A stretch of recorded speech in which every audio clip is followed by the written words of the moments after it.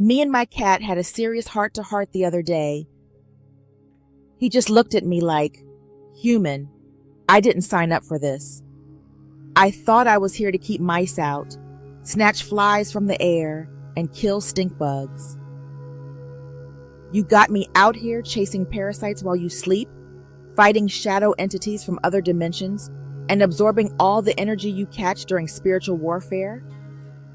He paused, hit me with that slow blink. "Nah, I want a refund, or a do-over. What the hell did you get me into? Forget locking the windows and doors. These suckers coming through walls and shit." And then, as he jumped down from the windowsill to stand guard by the door like he always does, he hit me with a final thought. "You know what? I got you. But in my next life, I want to come back as an Egyptian goddess and do no work." Bet. You ever wonder why cats were worshipped in ancient Egypt? Why statues of Bastet stood at doorways and temples? It wasn't because they were cute, even though, let's be real, they're aesthetic gods. It's because cats are gatekeepers. Between dimensions, between states of consciousness. They see what we can't. They feel what we ignore.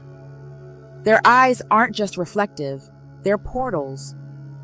Their purring isn't just comfort. It's a vibrational tuning fork that recalibrates nervous systems. And when they lay on your chest during an emotional breakdown, or curl up by your feet when you're under psychic attack, they're not just being affectionate. They're doing energetic triage. Cats are natural disruptors of lower frequency signals. They can detect grid fluctuations before they manifest as physical symptoms in you. That random sprint across the house? Sometimes it's not just zoomies. It's them short-circuiting an energetic thread before it roots itself. They're not chasing nothing. They're clearing paths. When you're asleep, you're most vulnerable. Your defenses drop. Your field is wide open. That's when your cat clocks in. Ever notice them patrolling at 3 a.m.? Eyes locked on a corner of the room where nothing is? Ears twitching like they just heard something you didn't? That's not random. That's them tracking entities that don't belong in your field. They're the bouncers at the astral nightclub. You're over here dreaming about flying monkeys and shadow work, and they're going paws on with a stray energy trying to attach to your solar plexus. And they don't just block it, they absorb it, they transmute it. That's why cats sleep so much. Not because they're lazy, but because they're recovering. In some cases, your cat might even leave the room entirely during an attack, only to return when the energy shifts. That doesn't mean they're avoiding you. It means they're drawing whatever was trying to latch away.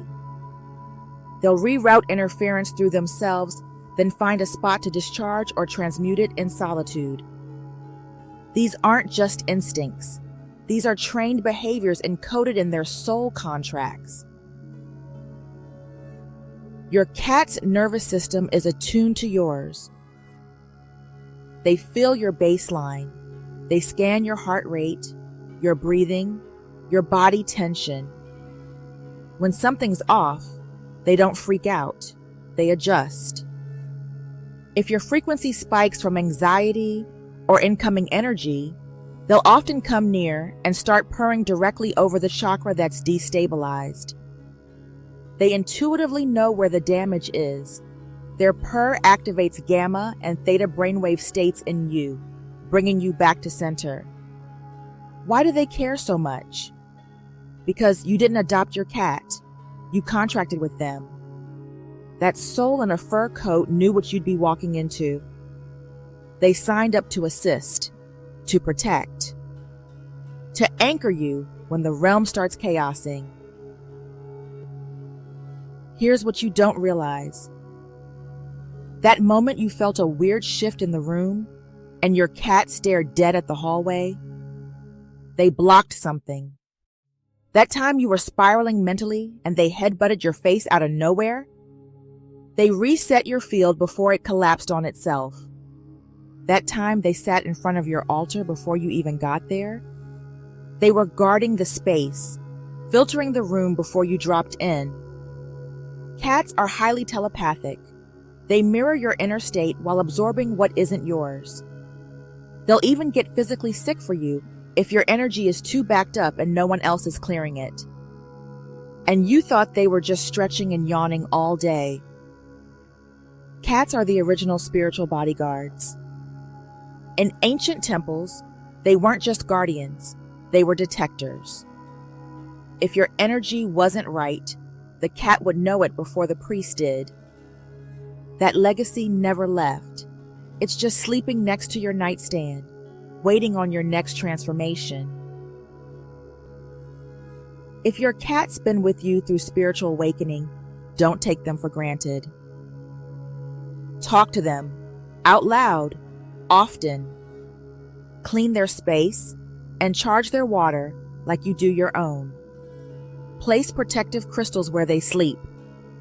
Smudge their energy field occasionally, from a distance respectfully. Don't smoke them out. Say thank you, often. They hear it. It matters. And when they act weird, listen. They're your first line of defense in a war you can't always see. So next time your cat stares at the wall for 5 minutes or sleeps on your crown chakra like it's prime real estate, don't dismiss it. They're not just being quirky, they're doing sacred work. They're not just house pets, they're multidimensional guardians in disguise. And you? You've been walking around with a frontline soldier this whole time, in a fur coat. Growl.